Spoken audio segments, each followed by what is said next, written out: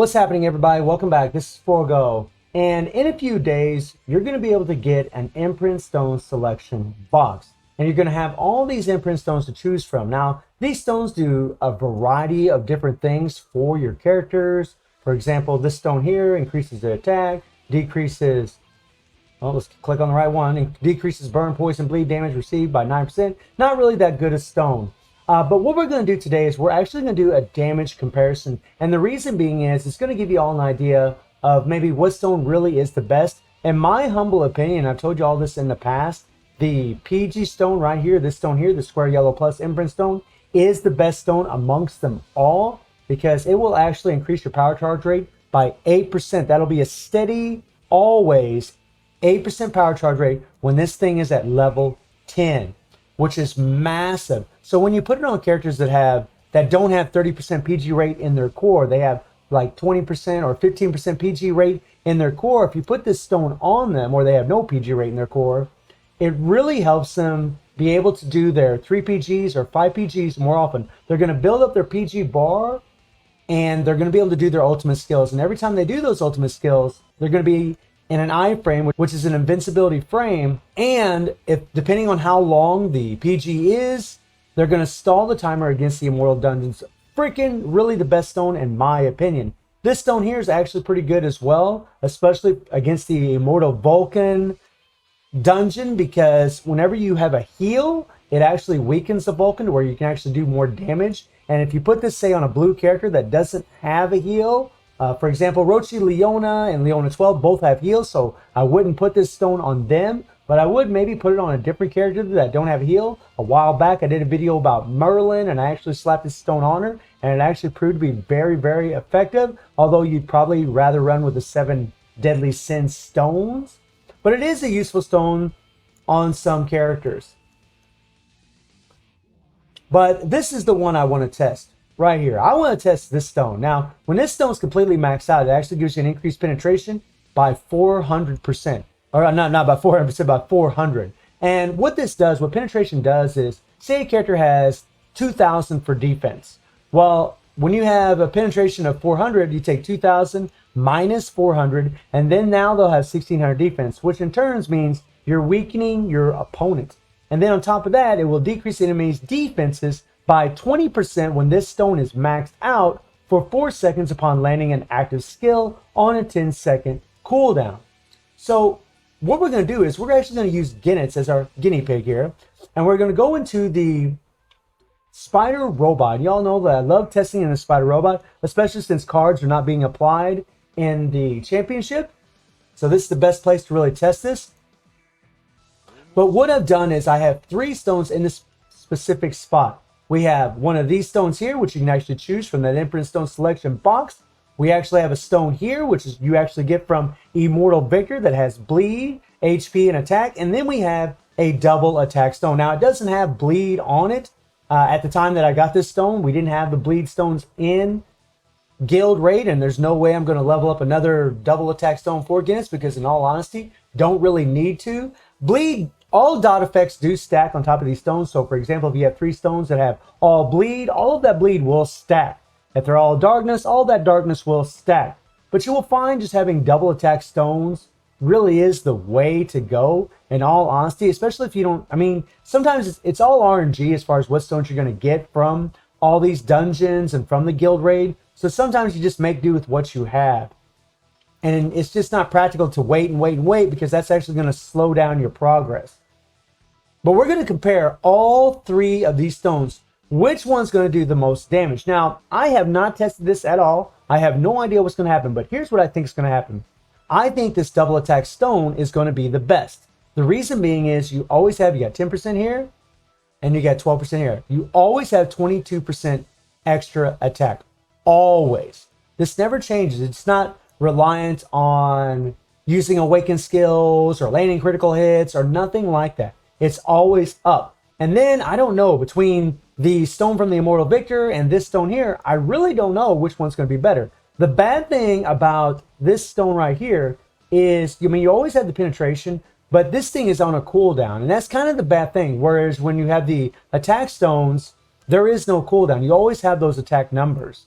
So, and this one's on a 10-second cooldown upon landing an active skill. So as soon as you hit your skill, as soon as you land an active skill, this stone activates.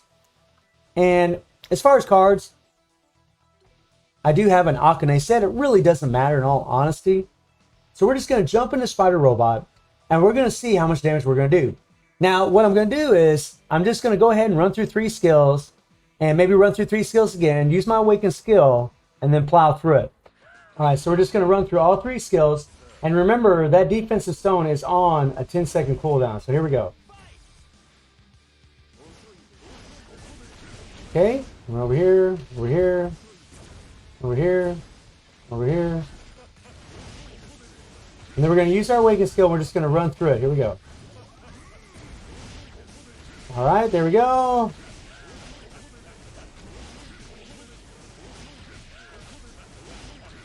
And boom. Now we're going to let the bleed finish.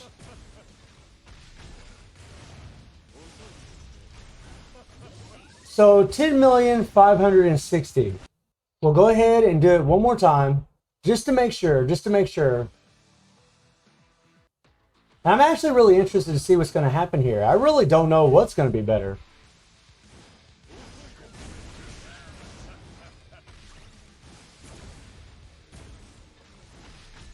Okay,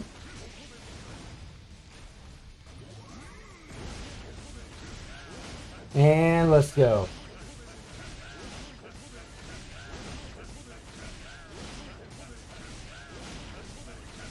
We'll let that bleed finish. Okay, so we did a little bit more damage that time. So 11,000,003. We'll just say 11,300,000. Now let's equip one of those other imprint stones. We'll go ahead and unlock that one. Now let's put the one from the Immortal Victor on, and let's see how much damage we do. And remember, this one from Immortal Victor does have bleed, and that bleed actually will stack. And we'll do this run twice as well.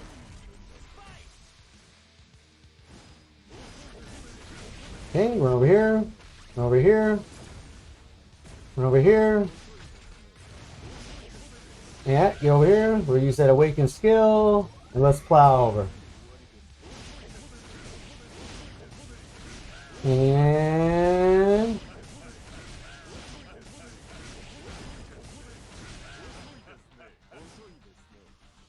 wow. Okay. Okay. So 10 million, about 10.1 million. Wow. I'm just going to say 10,100,000 for that run. Not really too surprising in all honesty, because this is just an HP stone with attack. It's not double attack, so we'll see what happens when we put a double attack stone on there. And a little slick with that dodging.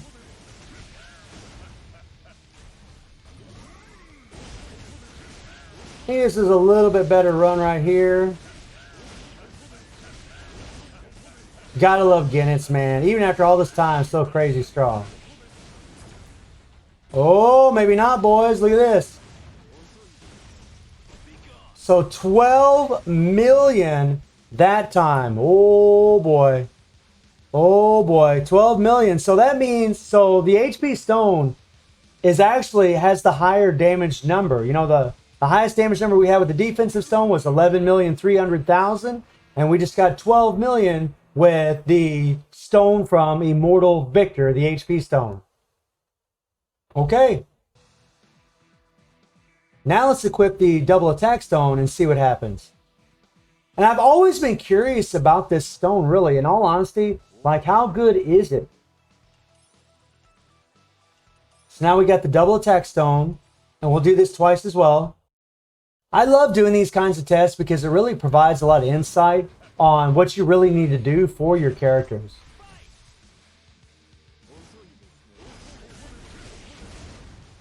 Whoop. Not gonna hit me, boy. Whoop.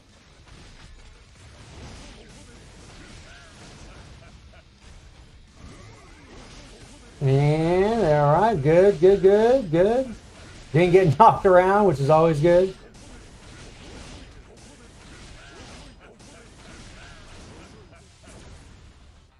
Let that bleed finish. Let that bleed finish. So 12,260,000. 12,260,000. Okay, so we'll do that again.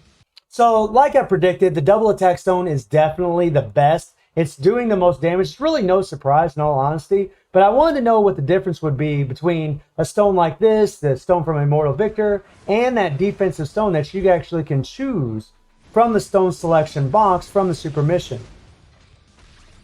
And like I said, you know, with the attack stones, you just always have it. You know, you don't have this cooldown, which kind of sucks. I mean, if those defensive stones didn't have a cooldown, man, they'd be so much better.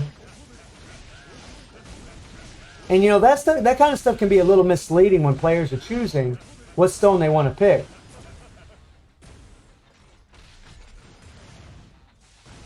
So 12,300,000. Isn't it funny how the second time I did each of these runs was always the best one? So we got 12,300,000 from the double attack stone. We got 12 million from the HP stone from Immortal Victor, and we got 11,300,000 from the defensive stone.